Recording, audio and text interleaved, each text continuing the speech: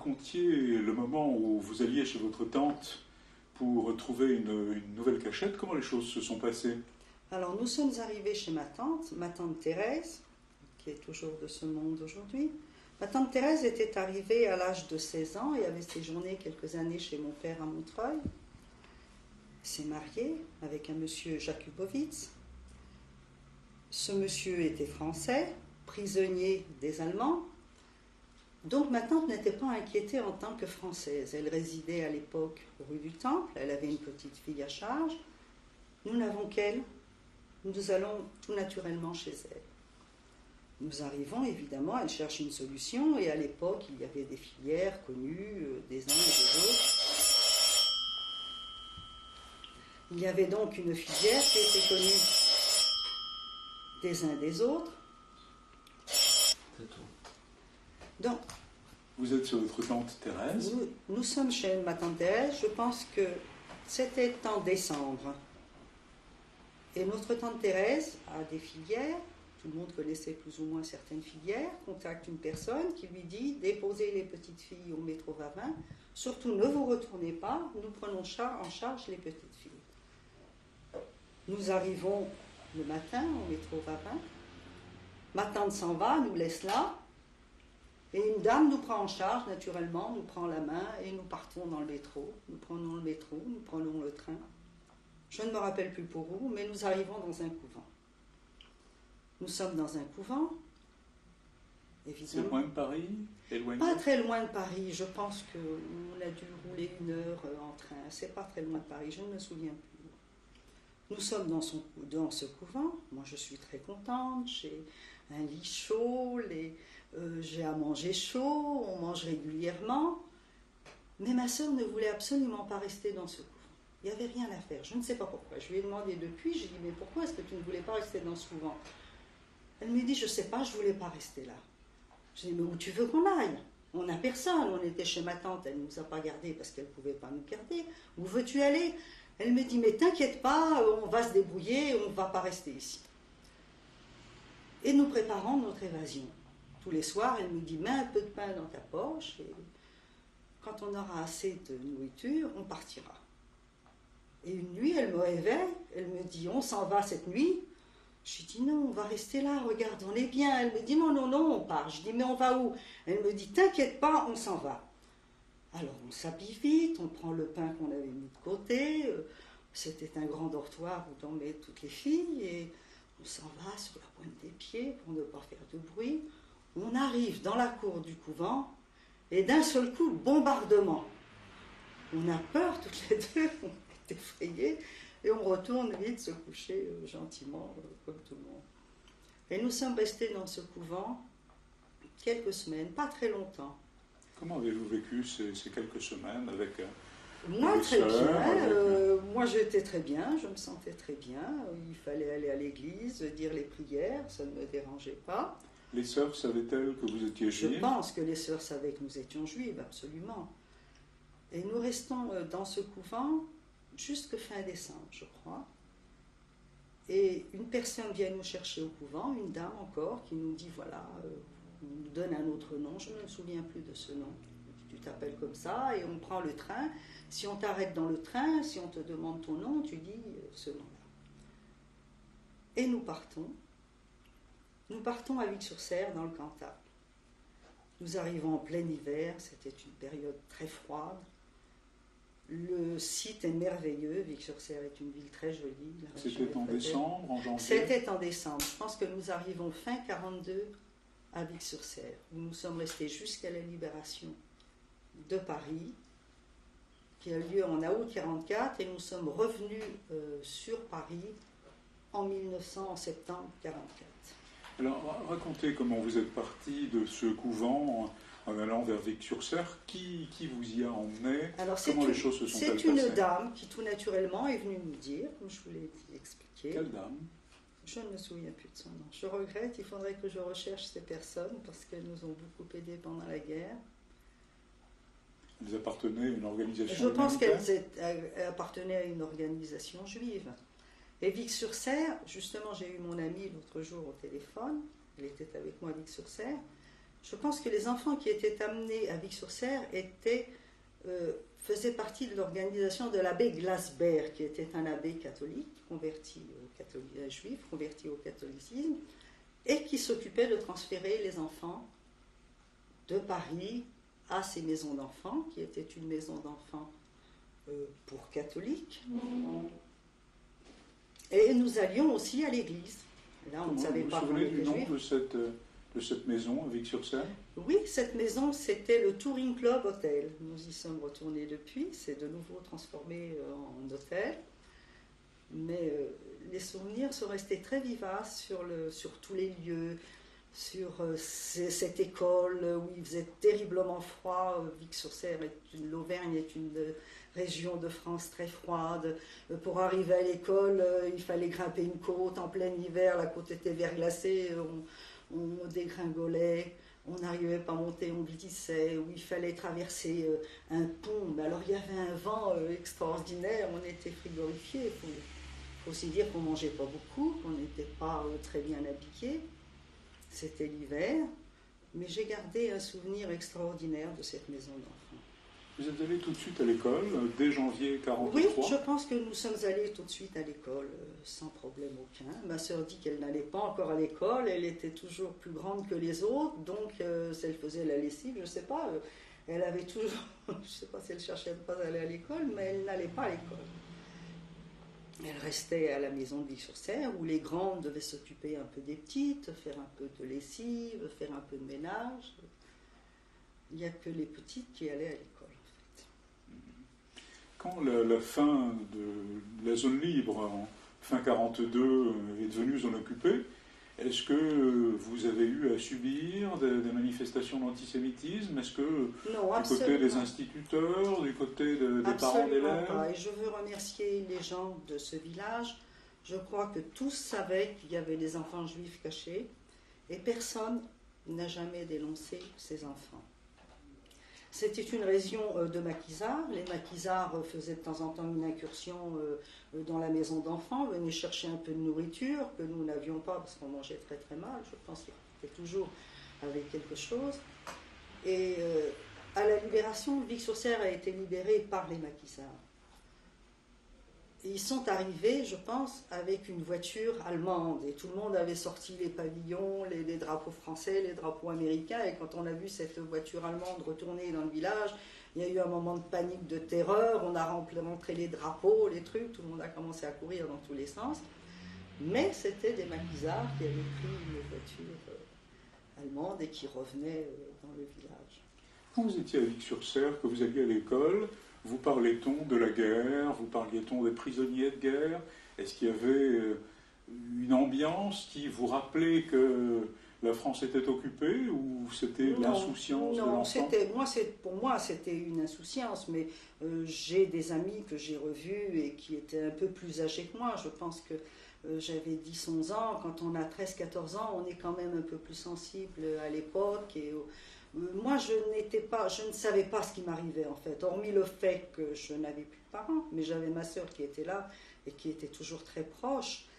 Je n'ai pas tellement senti cette période comme une période de guerre, hormis le fait que nous avions faim, parce qu'on ne mangeait pas à notre faim, nous avions froid, parce que la région était très froide, mais je n'ai pas senti la guerre autrement que par Paulette, le fait que vous avez raconté un certain nombre de choses qui se passaient, votre sœur Paulette?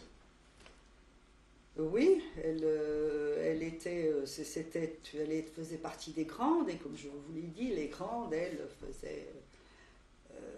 faisaient le ménage, faisaient chose. Mais j'ai une amie dont la sœur n'était pas dans la maison d'enfants, qui était à Vic-sur-Serre, et qui m'a raconté justement il y a quelques jours qu'elle connaissait le fils du milicien de la police de Vic-sur-Serre et qui lui avait dit « Ne t'inquiète pas, s'il y a quelque chose, je viendrai vous prévenir, vous serez en sûreté chez nous ».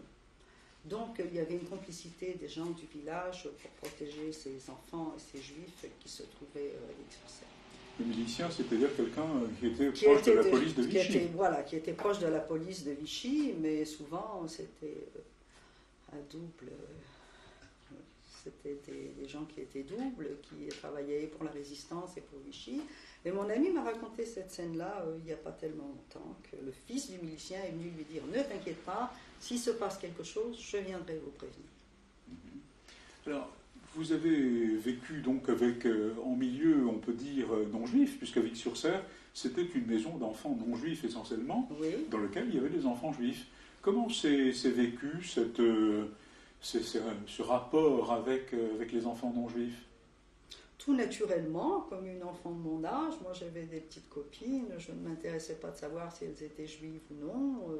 J'étais pas du tout, je ne savais pas ce que c'était que le judaïsme, je ne savais pas ce que c'était que d'être juif, hormis le fait qu'il fallait porter l'étoile jaune, hormis le fait que mes parents étaient déportés, mais je pense qu'à l'époque, je ne faisais pas de rapprochement entre leur judaïsme, le fait d'être juif et le fait qu'ils avaient été arrêtés. Je pense qu'à 10 ans, on ne réagit pas. Les enfants catholiques, non-juifs, savaient-ils qu'ils étaient amis de petits-enfants juifs? Je ne pense pas. Je ne pense qu'on ne leur disait pas quand même. On avait quand même des noms d'emprunt. Je ne pense pas. Je pense qu'ils n'étaient pas au courant à cette époque-là. Donc on vous emmenait régulièrement à l'église? On allait à l'église tous les dimanches, on allait à l'école, on allait au catéchisme, enfin on suivait la filière d'un enfant catholique. C'était avec l'abbé Glasberg? C'est l'abbé Glasberg qui amenait beaucoup d'enfants juifs dans cette maison d'enfants. Il se trouvait lui-même à Vic-sur-Cère? Non, il n'était pas à Vic-sur-Cère. Je pense que la première directrice de la maison d'enfants était une juive, mais on l'a changée pour ne pas attirer trop l'attention sur le fait qu'il y avait aussi des juifs dans cette maison d'enfants, et on a nommé un directeur non-juif à cette époque-là. Est-ce qu'on peut dire qu'à cette époque-là, vous étiez plus proche du catholicisme, de la chrétienté, que votre judéité était passée? Absolument, parce que j'avais reçu aucune éducation juive, alors que d'un seul coup, je me retrouvais au cœur du catholicisme, entre mon passage au couvent, et puis là, où j'allais à l'église tous les dimanches, je connaissais les prières, je les récitais tout à fait comme n'importe quel petit enfant catholique qui avait été au catéchisme régulièrement. Et Paulette, c'était la même chose? Ma sœur, je crois qu'elle n'allait pas à l'église. Elle a toujours lutté contre les églises. Elle ne voulait pas rester au couvent. Elle ne voulait pas aller à l'école. Je ne sais pas si elle ne voulait pas aller à l'école ou si elle ne pouvait pas y aller. Je pense qu'elle n'allait pas à l'église non plus. C'est une source de conflit entre vous, entre votre sœur et vous? Non, pas du tout. Pas du tout. L'une allait à l'église et l'autre pas. Non, c'était pas une source de dissension entre nous. Donc c'était pas une adhésion? Non, c'était pas une adhésion, absolument pas. On me disait, il faut que tu ailles à l'église, tu t'appelles plus Zilberber, c'était assez prononcé, Zilberber comme nom juif, tu t'appelles pas Zilberber, tu t'appelles je ne sais plus quel nom, et puis surtout, ne dis pas que tu es juive, mais je ne savais même pas ce que c'était qu'un juif. Je ne dois pas dire que je suis juive, moi je le dirais pas, c'est tout. Est-ce que votre sœur a essayé d'avoir des nouvelles de vos parents qui donc avaient été internés à Drancy? Oui, je pense qu'à l'époque où nous sommes restés à Montreuil toutes les deux, elle a cherché à savoir. Et on a reçu des nouvelles. Je pense qu'on vous écrivait, on vous disait vos parents sont tel et tel endroit et ils sont restés à Drancy. Et on a reçu une lettre comme quoi nos parents étaient internés à Drancy. Pas de vos parents directement? Pas de nos... Oui, la lettre était de nos parents. On les faisait écrire en leur disant voilà, on est là, et puis c'est tout. Il n'y avait pas d'autres renseignements. Mon frère était à Fresnes, parce qu'il a été arrêté par la police française. Il a d'abord séjourné à Fresnes, où il a été, paraît-il, torturé. Et de Fresnes, il nous a écrit plusieurs fois. Évidemment, il ne nous racontait pas ce qui lui arrivait. Il était très inquiet pour nous, ça se sentait dans ses lettres. Et de Fresnes, il est parti à Drancy, où il est resté, il paraît, on m'a dit, mais je ne cherche pas tellement à savoir, je ne sais pas pourquoi, j'ai peur de savoir dans quel état il était. Paraît-il qu'il était dans un état terrible, même les prisonniers de Drancy l'ont aidé, l'ont un peu soutenu. Il est parti de Drancy le 2 septembre 1943 pour Auschwitz, et de là, nous n'avons plus jamais eu de nouvelles. Vos parents avaient été déportés auparavant? Mes parents ont été déportés en juillet 42. Non, qu'est-ce que je raconte? 43. Ils ont été déportés quelques mois avant mon frère, un peu avant mon frère à Auschwitz. Mon père était vivant à la Libération. Nous savons qu'il était vivant à la Libération parce qu'un jour que nous nous trouvions chez ma tante Thérèse, toujours à Paris, un monsieur s'est présenté et venait chercher des nouvelles de mon père. Alors on était très étonnés, étant donné qu'il n'était pas revenu. Et c'est là où il nous a appris que lui et mon père ont été vivants à la Libération. Et comme les Allemands ont évacué des camps d'un endroit à l'autre, je pense qu'il est mort pendant ce transfert. Pendant la marche de la mort. Pendant la marche de la mort. Est-ce que vous savez si votre frère Simon a retrouvé vos parents à Drancy, ou est-ce que vos parents avaient déjà été déportés? Je ne pense pas. Je pense que mes parents ont été déportés un peu avant qu'il arrive à Auschwitz. Je pense qu'on l'aurait su, je ne sais pas, ça se serait su, mais c'est une période où on n'en a pas entendu parler. Et c'est la peur de savoir, c'est la peur de rechercher, c'est la peur de retrouver les témoins, de fouiller dans ce passé qui m'empêche de savoir. Le résultat est le même. Est-ce qu'à Vic-sur-Serre, vous avez essayé, on vous a dit des choses sur l'internement de Non, on ne parlait pas du tout de ces choses-là frère? à Vic-sur-Serre, absolument pas. Il ne fallait pas que les enfants se rappellent de cette période. On essayait de les faire oublier aussi, on essayait que ces enfants soient comme les autres enfants et un peu plus de bonheur. Et on ne parlait pas du tout de cette période-là. On ne parlait pas du tout de la guerre, on ne parlait pas de nos parents. Peut-être que les grands posaient des questions. Moi, je ne posais pas de questions. Je ne savais pas. Donc la libération approche. Quand avez-vous été libéré à Vic-sur-Serre? Vous y êtes resté jusqu'à la libération? Oui, nous sommes restés à Vic-sur-Serre jusqu'à la libération. Nous sommes restés à Vic-sur-Serre jusqu'en septembre 1944. Paris a été libéré en août 1944. Ma tante est venue nous chercher en septembre 1944 à Vic-sur-Serre.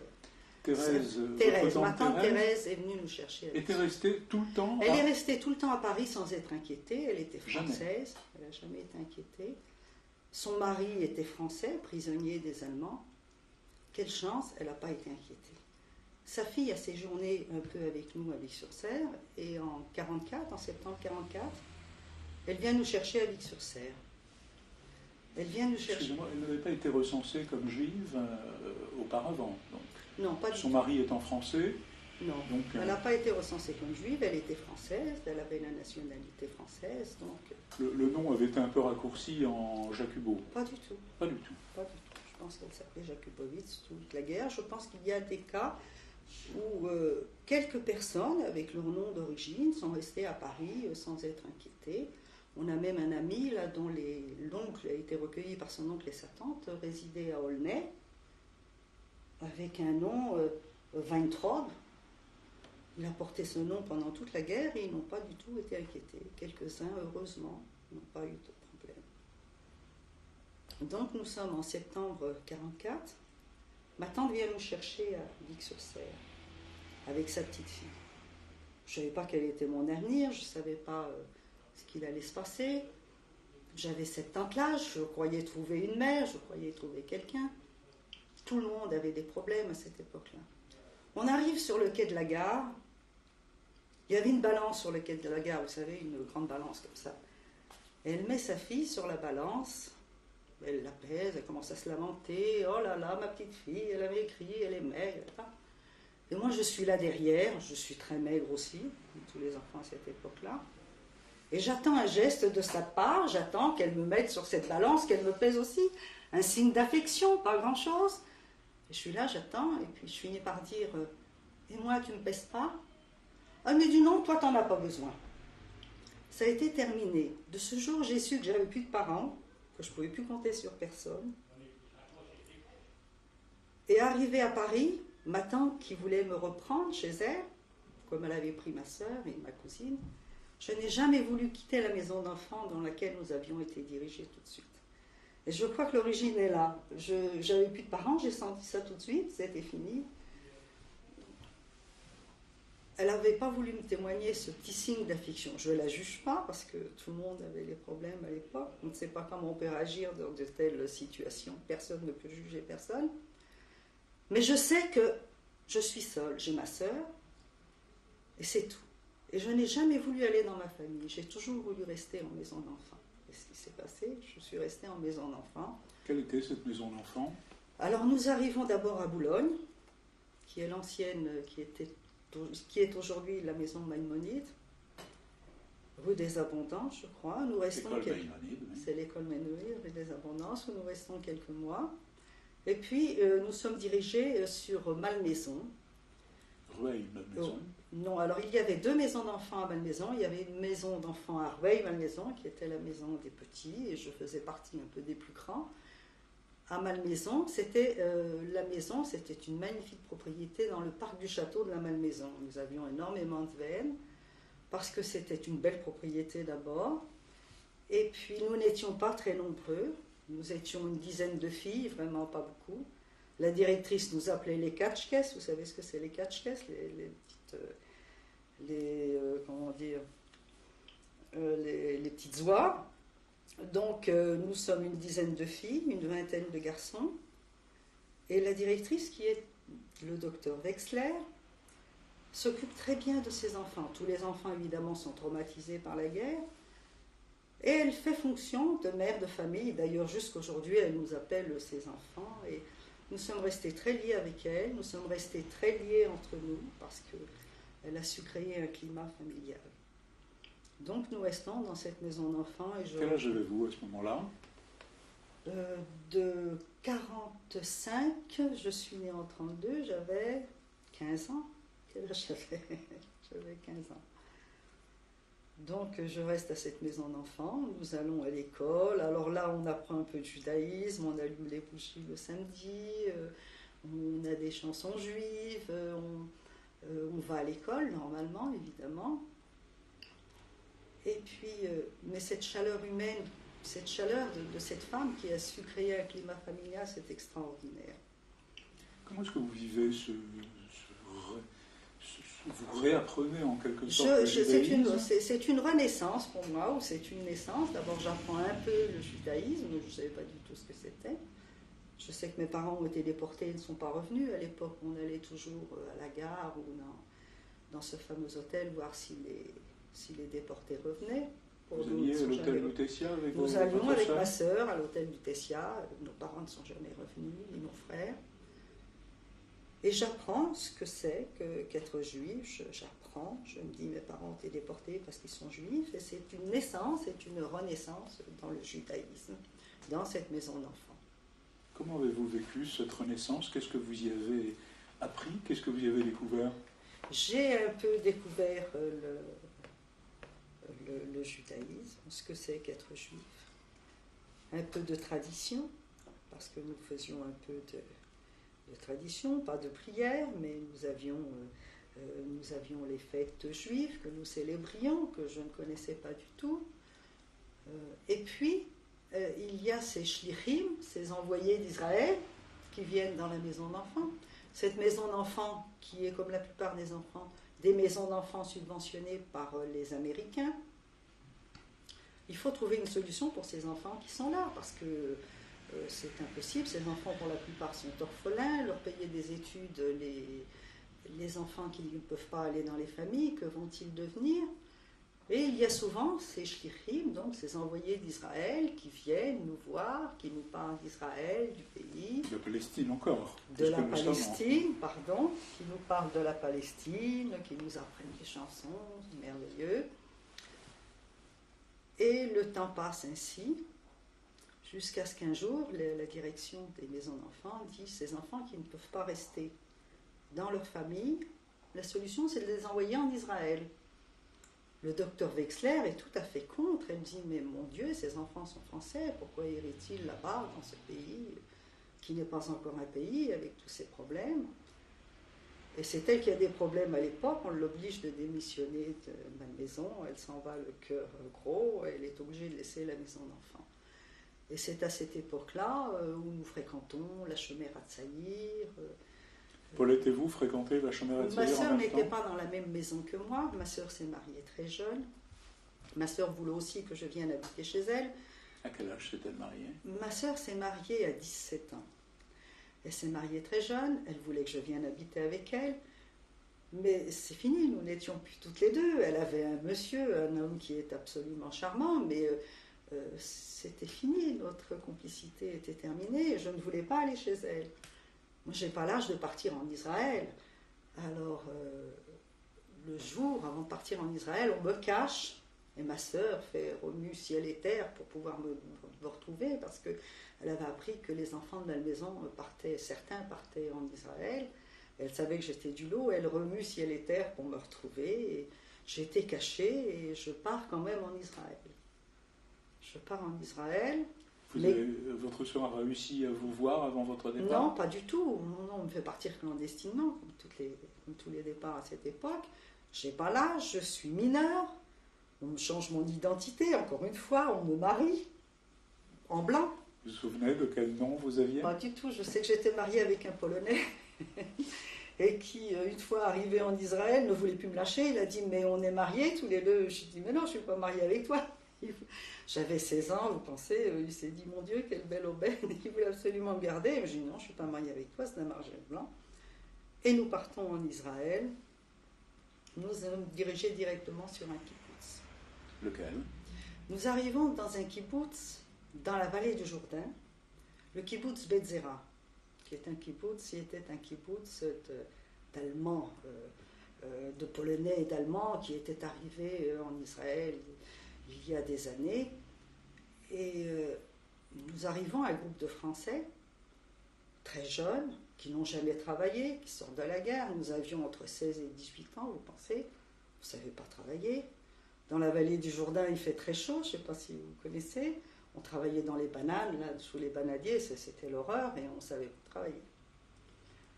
Et au début, ces gens ne veulent pas nous garder. Ils disent, mon Dieu, mais qu'est-ce que c'est que ces Français que vous nous avez amenés? C'est l'horreur, on ne peut pas les garder, ils ne font rien du tout. En plus, on fait la première grève dans un kibbutz, parce qu'on avait des heures d'études de l'hébreu, et ils nous donnaient ces heures d'études de l'hébreu à l'heure la plus chaude. Alors, tradition française oblige, nous on fait la grève tout de suite, et ils s'en rappellent encore aujourd'hui. Lorsque nous partons les voir, de temps en temps, ils se rappellent encore de la grève qu'ont fait les Français. Et petit à petit, on apprend à travailler, ils s'habituent à nous. Au bout de 2 ans, on dit, nous, on va fonder notre kibbutz, et ils ne veulent plus nous laisser partir. Ça y est, ils sont habitués à nous, on a appris à travailler. Non, mais vous n'allez pas les laisser partir, vous nous les laissez. Vous avez vécu la fondation de l'État d'Israël? On a vécu, on est arrivé juste au moment de la fondation de l'État d'Israël en mai 1948. D'ailleurs, lorsque nous sommes arrivés à Betzera, quand on descend dans la vallée du Jourdain, quand on descend sur le lac de Tibériade, c'est une descente assez raide comme ça, et il venait d'y avoir un bombardement et toutes les vaches étaient mortes là alentour. C'était la première vision que nous avions d'Israël. C'était assez dur à voir. Et nous sommes arrivés dans ce kibbutz où nous séjournons 2 ans. Nous allons changer de cassette.